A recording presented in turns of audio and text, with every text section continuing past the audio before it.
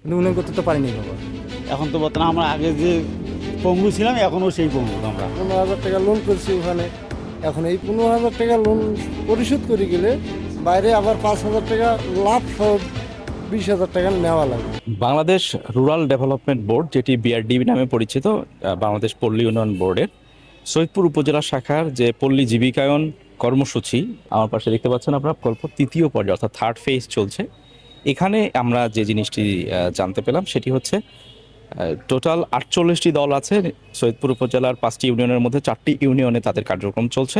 এই 48টি দলের মধ্যে 2,70,00,000 টাকা ঋণ প্রদান করা হয়েছে মাঠ পর্যায়ে, এবং এখানে এখন পর্যন্ত 10 লাখ টাকার মতো, অর্থাৎ অর্থবছর শেষ হওয়ার পথে 2025-26 অর্থবছর, এবং 10 লাখ টাকার মতো ঋণখেলাপি অবস্থায় আছে।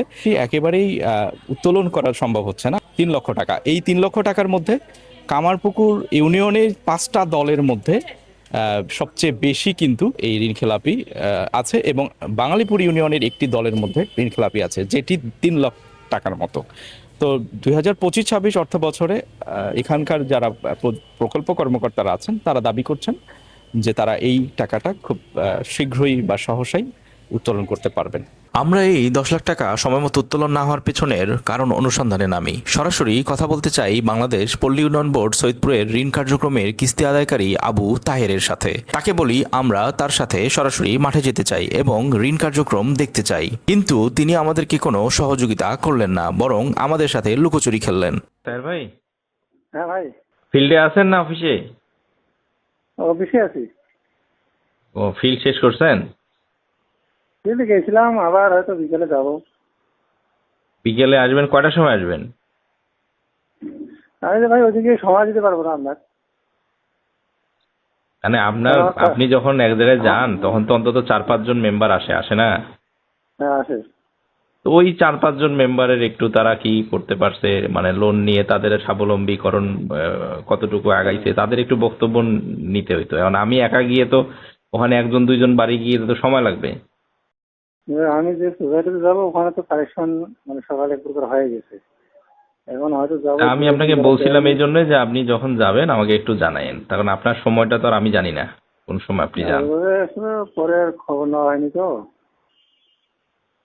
তাইলে হুম। তাহলে তো আচ্ছা, হবে না। আমি এই যে সহযোগিতা তো ওই যে পাচ্ছি না। এখন ওই যে এখন মিটিং এ বসবো, মিটিং শেষ করে হয়তো দু একজন খেলাপি করে তো ওগুলো আবার সন্ধ্যের দিকে হয়তো কাজ দেই। আচ্ছা, আপনি এক কাজ করেন, তাইলে আপনি ওই নিজ বাড়িতে হ্যাঁ। আপনি হচ্ছে আমাকে 2টা বা 3টা সদস্যের একটু নাম্বার দেন, আমি নিজেই যাই। আপনার পছন্দ মতো দেন, যে কোনো 2 জন বা 3 জনের নাম্বার দেন, আমি একটু তাদের সাথে কথা বলবো। হ্যাঁ, মানে আপনার পছন্দ মতোই দেন, যে কোনো 2 জন অথবা 3 জন সদস্যের নাম্বার দেন। হুম। মানে মূলত আপনাদের কাজটা কি ভাই? ভাই আমি সাংবাদিক, আমি বলছি তো সাংবাদিকতা করি আমি। না মানে এটা মানে তথ্যটা আপনার মানে নিয়ে কি মানে ইয়েটা কি? আমি রিপোর্ট করব অবশ্যই কোনো এইটা। তো প্রোগ্রাম আছে মানে হ্যাঁ, এই প্রোগ্রামে যে রিপোর্ট করব। মানে এটা কি আমাদের ডিপার্টমেন্ট থেকে কোনো ইয়ে চাইছে না এমনিতে আপনাদের ইয়ে থেকেই করবেন? এটা আমরাই করব। ডিপার্টমেন্ট থেকে কি সাংবাদিকদেরকে বলে রিপোর্ট করতে? না সেটা মানে মানে এগুলা কখনো আমরা তো এরকম দেখিনি তো। চাকরি তো মোটামুটি 15 বছর করলাম তো। এই লুকোচুরির জট খুলতে চাই আমরা। এবার টিম জনসমস্যা সরাসরি চলে যায় উপজেলার কামারপুকুর ইউনিয়নে। এখানকার নিজবাড়ি গুচ্ছগ্রাম প্রকল্পে সুকারু সহ বেশ কয়েকজন নিয়েছেন এই ঋণ। তারা সবাই প্রান্তিক পর্যায়ের খেটে খাওয়া নিরীহ নির্ঝঞ্ঝাট মানুষ। তাদের সাথে কথা হলে বের হয় কিস্তি আদায়কারীর লুকোচুরির খেলার কারণ। বিআরডিবি থেকে নুন দিতাম, তা আমাকে তো মনে করেন কাউ 15,000, কাউ 20,000, কাউ 16,000 টাকা নুন নিছি। এখন ওরা মনে করেন সময় কারণে মনে করেন আমাদের সাপ্তাহিক কিস্তিটা মানে বৃহস্পতিবারে কিস্তিটা নেই, বৃহস্পতিবারে থেকে কিস্তিটা ওরা ঠিকভাবে আসে না কারণে আমরা কিস্তিটা ঠিকভাবে দিতে পারিনি। আর না দেওয়ার কারণে মনে করেন আমরা কী করি, মনে করেন যখন আমাদের উপর চাপ সৃষ্টি হয়ে যায় তখন আমরা মনে করেন মানুষকে দেনা করিয়া নুনটা আমরা পরিশোধ করে দিই, দিয়ে আবার নুন টুন নিয়ে আবার এইভাবে শোধ করে যাই। আমরা কোনদিন কিস্তি ঠিকভাবে দিতে পারি না, আসে না বিটায়। যে টাকা দেয় সে টাকা দিয়ে মনে করেন আমরা তো উন্নয়ন করতে পারি নাই। মনে করেন যে 10,000 দিয়ে 10,000 টাকা আমরা গরিব মানুষ খেয়ে ফেলেছি, মানে এইটা টাকা দিয়ে তো আমার কোনো উন্নয়ন হয় নাই। এখন মনে করেন যে কিস্তি হিসেবে আমি শোধ করে দিতাম, দেওয়ার পরে নুন নিতাম, এইটা টাকা দিয়ে আমরা উন্নয়ন করতাম, কিন্তু উন্নয়ন করতে তো পারিনি বাবা। আমাদের যদি সাপ্তাহিক কিস্তি নিত তাহলে আমাদের উপর কোনো চাপ থাকতো না, আমরা পরিশোধ করতাম, পরিশোধ করার পরে আবার আমরা লোন নিতাম, নিয়ে আমরা উন্নয়ন করতাম। কিন্তু যখন মনে করেন আমরা আমাদের কাছে কিস্তি বিলি আসে না, আর একবারে যখন আমার কাছে টাকাটা পেয়ে একবারে বিলি চাপ হয়ে যায়, তখন আমাদের সমস্যা হয়, আমরা মানুষের কাছে ধার করতে হয়, ধার করে আমাকে পরিশোধ করতে হয়। তাহলে আমরা কীভাবে উন্নয়ন করবো?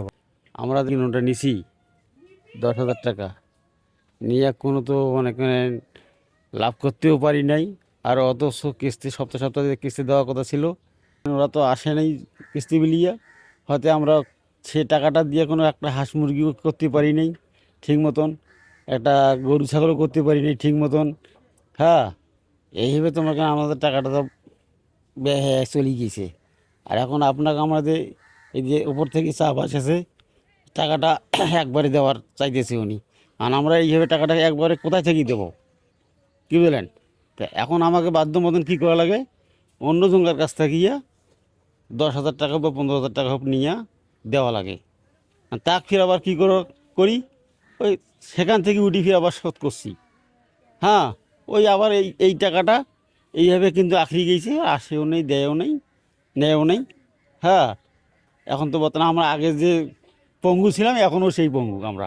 আমরা গাড়ি চলে ভাত খাই, ঠিক আছে, আবাসনে যেহেতু থাকি, আমরা সবাই গরিব মানুষ।